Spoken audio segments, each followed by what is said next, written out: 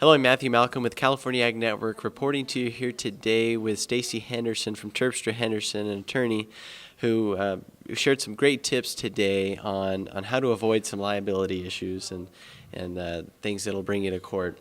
Obviously, accidents do happen on the farm, and we do all we can to avoid those things, but injuries do occur, right? It's hard work that we do on the farm, and wanted to talk with you about some tips you may have for farmers in the case that an injury does occur, how to deal with it and avoid trouble.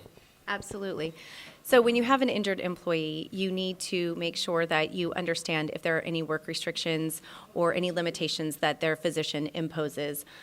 And if there are any work restrictions, they need to be provided to you in writing in a note from the physician. When you get that note, you want to engage in the interactive process with the employee to determine whether or not you can accommodate those restrictions. And the accommodation has to be reasonable, and it cannot impose an undue hardship on your operation. You have to engage in a fact-specific inquiry and discussion to determine whether or not those accommodations can be made. And if you are not able to accommodate, maybe by giving light duty or modifying job duties in some respect, then you need to consider whether or not you can give the employee unpaid leave as an accommodation. That's always something that the law requires you to consider. The work restrictions need to be imposed for a definite period of time, so you're not expected to accommodate indefinitely.